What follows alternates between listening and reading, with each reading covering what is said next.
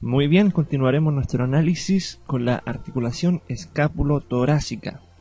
Esta articulación no es una articulación verdadera, sino más bien es un punto de contacto entre la superficie anterior de la escápula y la pared posterior del tórax, en la posición anatómica. La escápula se suele hallar entre las vértebras 2 a la 7, con el borde medial localizado unos 6 centímetros lateralmente de la columna. Esta postura en reposo de la escápula varía considerablemente de una persona a otra. Los movimientos de la articulación escápulo-torácica son un elemento muy importante en la cinesiología del hombro. La gran amplitud del movimiento del hombro se debe en parte al amplio movimiento de que goza la articulación escápulo-torácica. La cinemática de esta articulación, del movimiento de la articulación escápulo-torácica. Complejo de movimiento de las articulaciones esternoclavicular y acromioclavicular. Los movimientos entre la escápula y el tórax son producto de una cooperación entre las articulaciones escápulo-torácica y acromioclavicular. Elevación y descenso. La elevación escapular en la articulación escápulo-torácica se produce como un complejo de rotaciones de las articulaciones esternoclavicular y acromioclavicular. En su mayor parte, el movimiento de encogerse de hombros es resultado directo del curso de la escápula que sigue la trayectoria de la clavícula que se eleva en torno a la articulación esternoclavicular.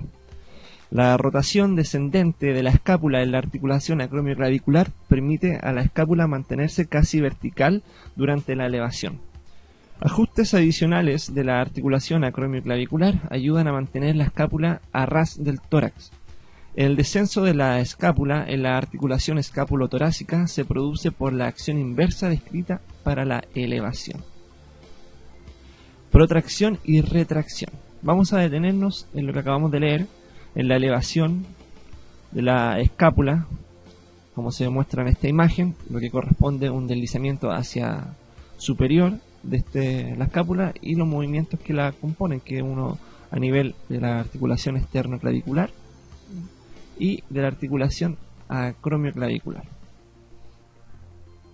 Muy bien, la protracción y la retracción. La protracción de la escápula se produce mediante una suma de rotaciones en el plano horizontal de las articulaciones esternoclavicular y acromioclavicular. La escápula sigue la trayectoria general de la clavícula que sobresale en torno a la articulación esternoclavicular.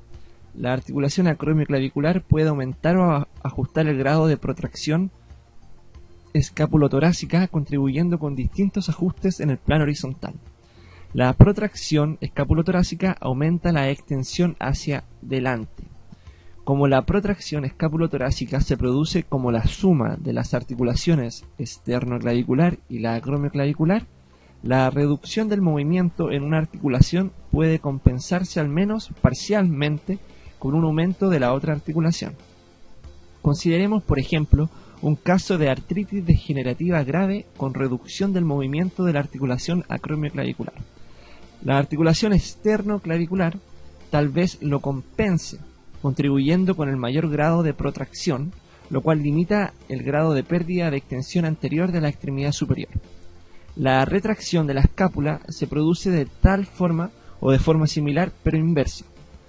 La retracción de la escápula suele producirse en el contexto de atraer un objeto hacia el cuerpo, como tirar de una polea anclada en la pared, subir por una cuerda o meter el brazo por una manga.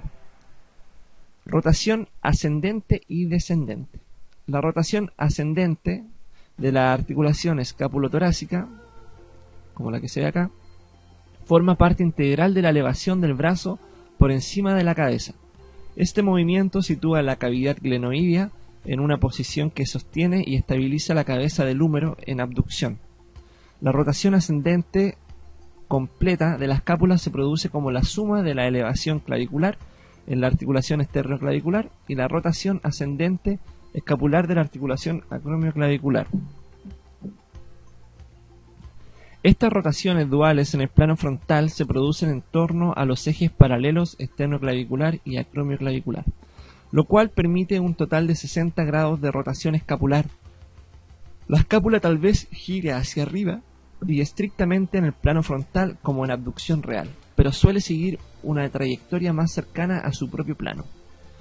La rotación descendente de la escápula se produce mientras el brazo vuelve al costado desde la posición elevada. El movimiento se describe como parecido a las rotaciones ascendente, excepto en que la clavícula se deprime en la articulación esternoclavicular y la escápula gira hacia abajo en la articulación acromioclavicular. El movimiento de rotación descendente suele terminar cuando la escápula ha vuelto a la posición anatómica.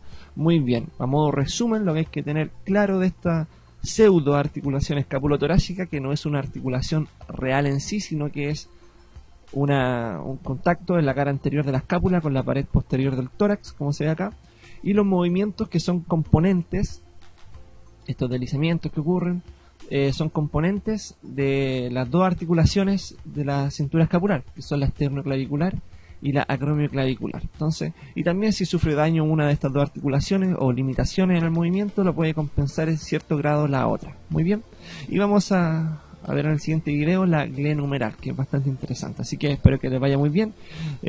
Se suscriban a las redes sociales, puedan dar sus comentarios, sus opiniones, y nos vemos en un siguiente video.